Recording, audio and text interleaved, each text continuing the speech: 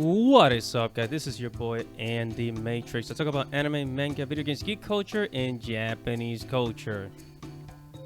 So, I'm here abounding into comics, and the president of Square Enix, Yosuke Matsuda, has said something that I'm hoping that he's serious about. I'm hoping that this guy is serious because I really like Square Enix.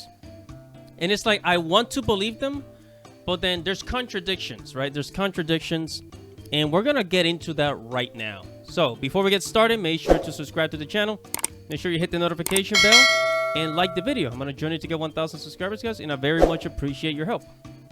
Now, bounding into comics. Okay? It says Square Enix president Yosuke Matsuda believes that if Japanese developers imitate Western games, they will not be able to produce good ones. Yeah, I agree. Yeah, I think all of us agree. And, you know, that's one of the reasons why people were kind of pissed off when we found out that that Square Enix ethics department was behind all the changes in Final Fantasy VII and a couple of other things, right? So people are afraid because, you know, a lot of things in the Western world, like Western entertainment per se, have been completely, you know, destroyed and annoying. It's no longer fun. So then people migrate to anime and manga to find that fun, right? So I really hope that, you know, the president of Square Enix is not selling out. I hope what he's saying is serious. I'm going to show you some contradictions here, so pay attention. So here, I'm going to zoom in. It says, speaking to the current state of video games, Square Enix president Yosuke Matsuda says he's of the opinion that even if Japanese imitate Western games, they will not be able to produce good ones. Yeah, I know, and hopefully you keep it that way, right?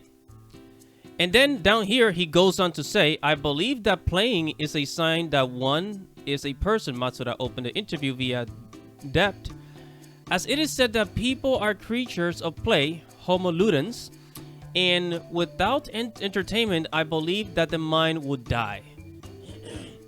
Yeah, I mean, throughout history, humans needed entertainment. So that's a good philosophy, right?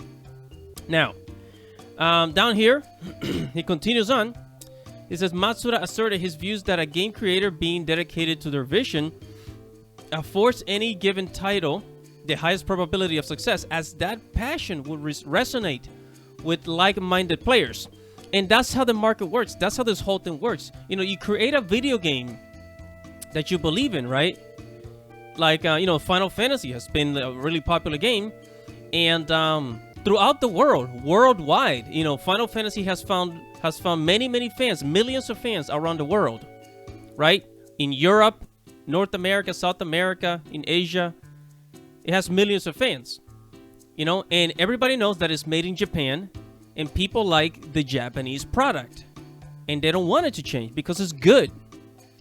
Now, it goes on to say, our job is to continue to innovate the fun in entertainment, he explains. So what is interesting, if we knew this, we will have no trouble in the case of games, excuse me. I think that if the creator has strong beliefs and persistence, there is a high probability that the game will succeed. Yes, just like I said. You know, create a good game that you love, and then naturally you will find fans around the world in this globalized market, as they say. All right, so then he says, turning to the topic of video games market itself, Matsuda observed, nowadays the game market has become globalized, noting that the domestic Japanese market used to be large, but now it is spoiled next to China and the US. Yeah, so one of the reasons why Sony, or why PlayStation Sony decided to get out of Japan is because the gaming market in Japan used to be huge, right? But now a lot of Japanese people have gone more mobile. Like, mobile gaming in Japan is huge because there's a lot of single people, right? I'm sure you've heard of it. In Japan, there's a declining birth rate. Not a lot of people are getting married. Not a lot of people are having kids. So there's a lot of single people, and they just want to play mobile games, which is why the Nintendo Switch is such a huge success in Japan. It's a huge success in Japan, the Nintendo Switch, because it's portable. The Japanese people like portability, right? Mobility. They like portable items, you know, things that they can take on the go. They like that because of the train lifestyle they have in Japan, right?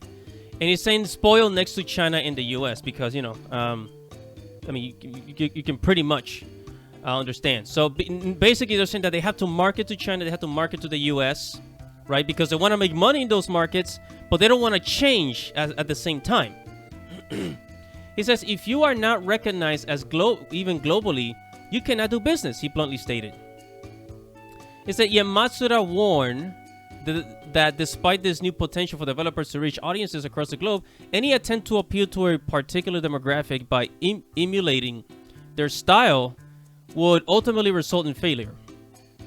Right? Increasingly, however, even if Japanese imitate Western games, they will not be able to produce good ones, he claimed. The drawings of monsters and the visuals and audio effects are all somewhat Japanese, and the players around the world know that a given element is what makes Japanese games good. We like Japanese games for what they are. You know, you understand what I mean? Okay, so overseas market are important, but it is not enough to develop for them, he clarified. In other words, we can make more money. We can make more money selling to overseas markets, to other countries, but we cannot change everything that we are or everything that we do just for them. And I like it that way, and I'm sure you guys do too in this channel. All right, and now here's a bit of a contradiction. And this Bonding Into Comics pointed this out clearly, right? Is that despite the generally positive outlook of Matsuda's comments, they appear to stand in direct contrast to some of Square Enix's previous actions. Yeah, I know.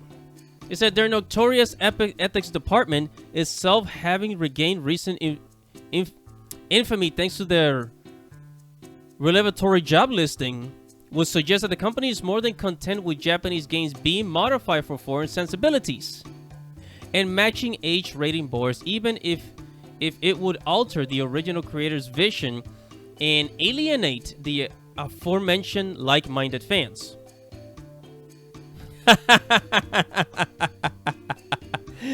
After all that shit that he was saying,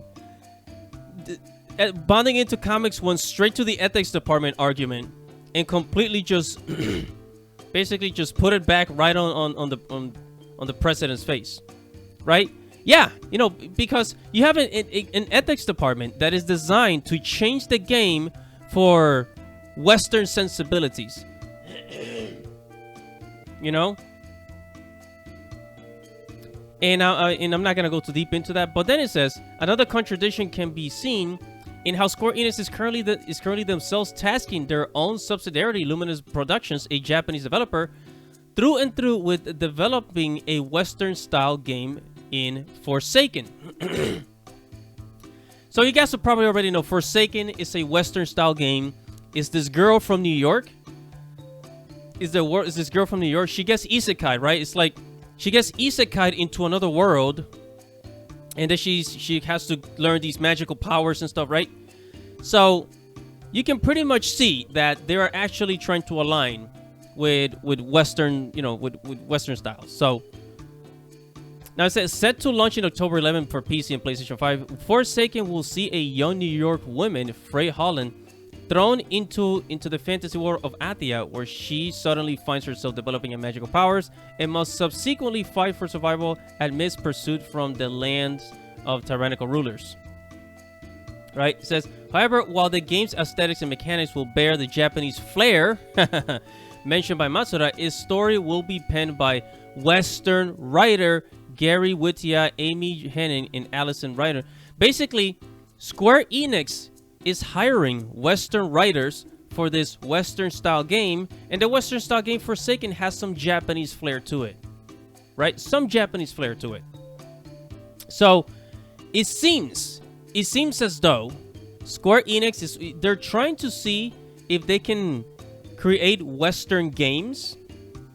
They can hire Americans or what people in the West. They can hire them to make Western-style games.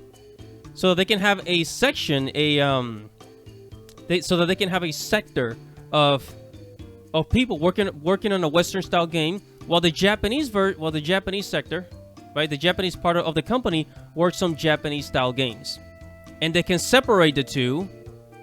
And, you know, the West has this team and Japan has this team, and they can create their own games, right? I think they're kind of trying it out. They're kind of trying it out and trying to see how it goes.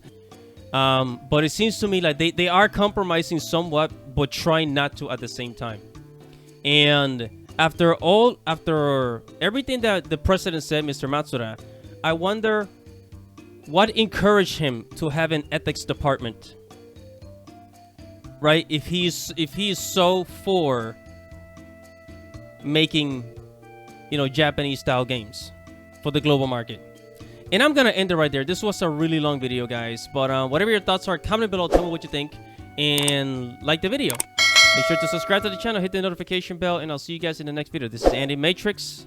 Godspeed.